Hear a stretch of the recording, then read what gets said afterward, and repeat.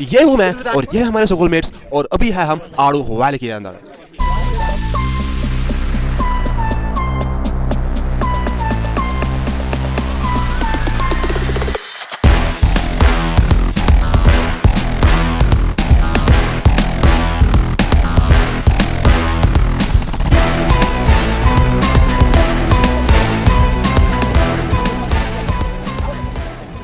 चलो शुरू से शुरू करते हैं।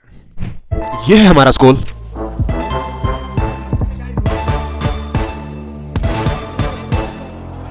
ये है हमारे स्कूल की रेंटेड गाड़ी।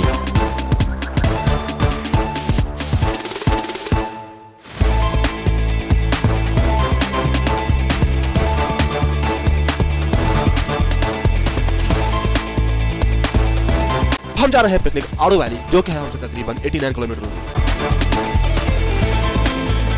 चलो अब सफर में आगे बढ़ते हैं।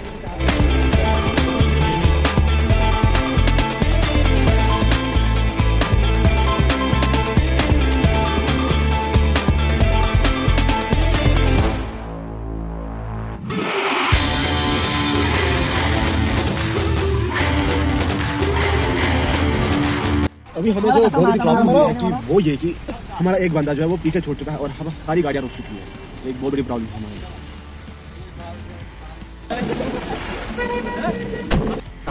अभी हम निकल चुके हैं यहाँ से, गाड़ियाँ आ चुकी है। चलो चलो।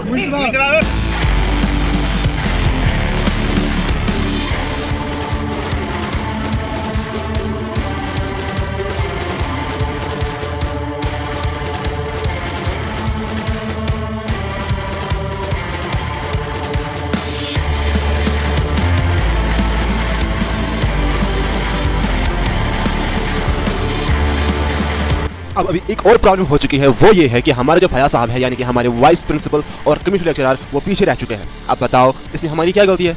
तो देखो उन्होंने बोला था कि तुम आगे बढ़ो, हम मैं आगे हूँ, लेकिन जब बहुत आगे चले गए वो पीछे रह गए। अब देखते हैं कि आगे क्या होता है।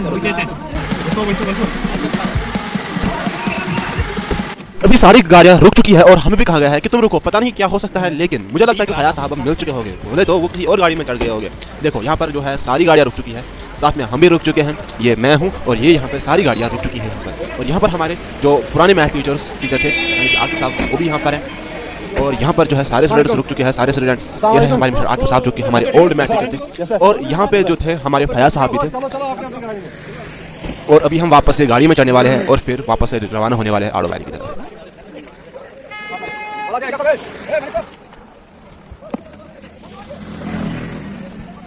अभी मैं गाड़ी में चढ़ चुका हूँ और मैंने देखा कि फयाज साहब भी हमारे गाड़ी में चढ़ चुके हैं। ये रहे हमारे फयाज साहब जो कि हमारे कम्युनिटी लेक्चरर है और हम भी गाड़ी में चढ़ चुके हैं। अब क्या सुनना है आप? चलते हैं आगे और मैं आपको दिखाता हूँ।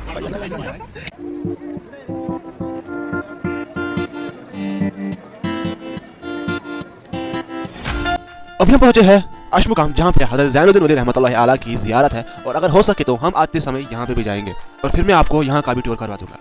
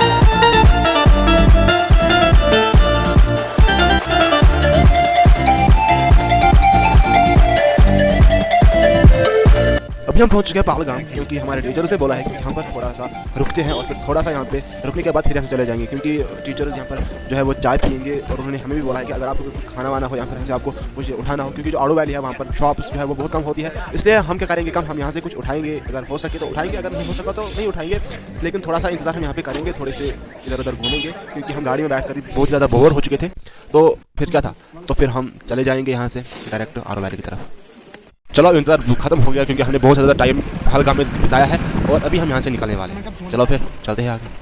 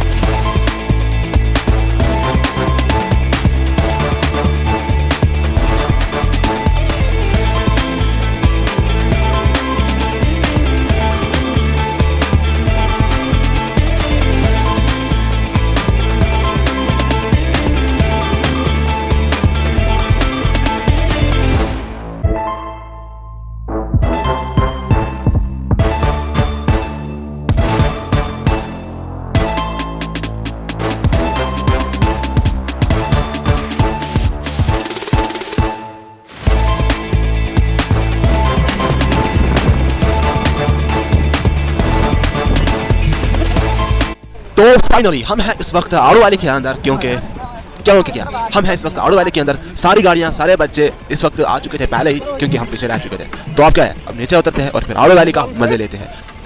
इट इज टाइम और अभी हम पहुंच चुके हैं आड़ू वैली के नजदीक, जहाँ हम हो सकते हैं आड़ू वैली के अंदर है।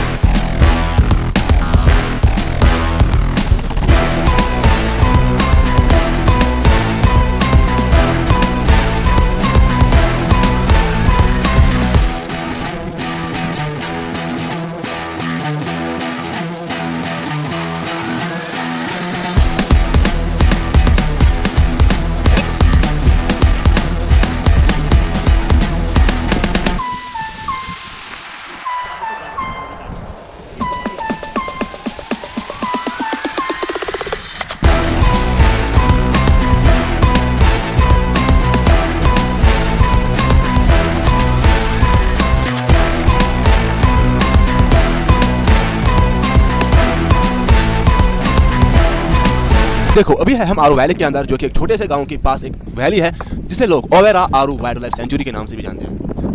इस एरिया को 1981 में वाइल्ड लाइफ सेंचुरी डिक्लेयर किया गया था।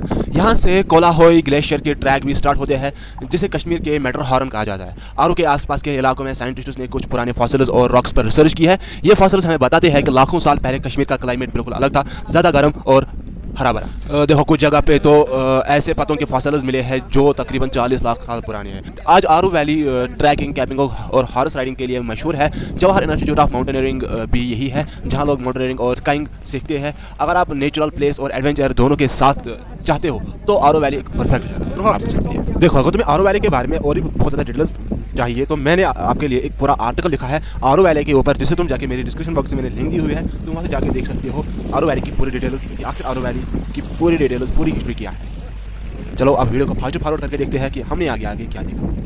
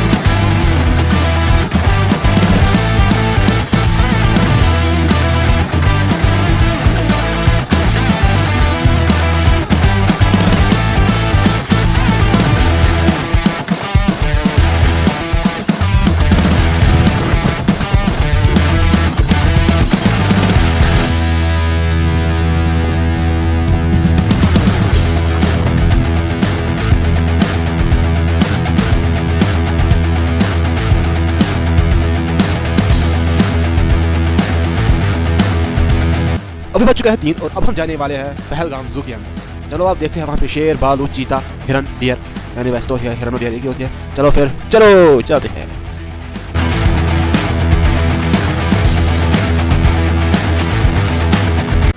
अभी हम खड़े हैं पहलगाम जू के बाहर, लेकिन एक बहुत बड़ी प्रॉब्लम हो चुकी है मेरे दोस्त। वो ये कि जो पहलगाम जू है वो बंद पड़ा हुआ है। पता नहीं क्यों, क्या वजह हो सकती है, लेकिन इन्होंने बोला है कि ये जो जू है ये भी बंद है। फिर कब आ जाना, अब हम कब आएंगे?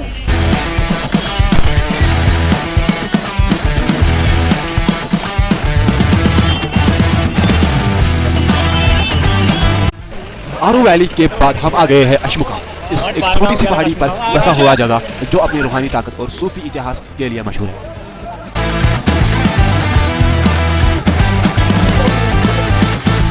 अशमुका एक और चीज़ से मशहूर है और वो है यहाँ का मार्केट, क्योंकि जो यहाँ पे जो सीढ़ियाँ है वो तकरीबन 200 से ज़्यादा है और इन 200 सीढ़ी में बसा है एक बहुत लंबा सा मार्केट जो कि पूरे कश्मीर में मशहूर है। और यहीं से लोग अपने अपने घर की खरीदते हैं और बहुत सारी चीज़ें लोग खरीदते हैं।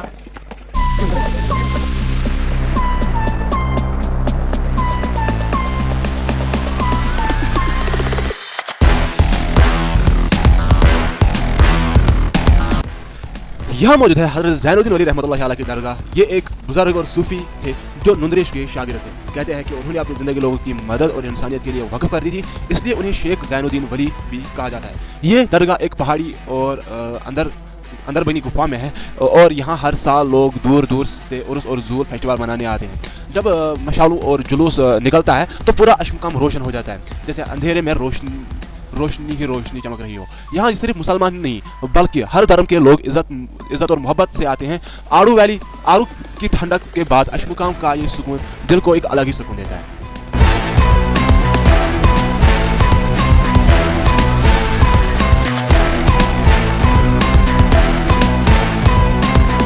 अभी टाइम है यहाँ से निकलने का और निकलने से पहले हम घर के लिए कुछ उठाते हैं, यानी कि कुछ तबरुकात उठाते हैं। हम यहाँ से हर साल जब जाते हैं तो हम हलवा ज़रूर लेके जाते हैं अपने घर वालों के लिए। तो मैंने भी 100 रुपये का हलवा लिया और फिर उसके बाद क्या था, मैंने फिर हलवा लिया और फिर हम चल दिए अपने घर की तरफ। आप मुझे कमेंट बता देना कि क्या आप कभी आए हो अशमुकाम, अगर नहीं आए हो तो कब आने का इरादा है। अब मिलते हैं हम नेक्स्ट वीडियो में, तब तक के लिए अल्लाह हाफ़िज़।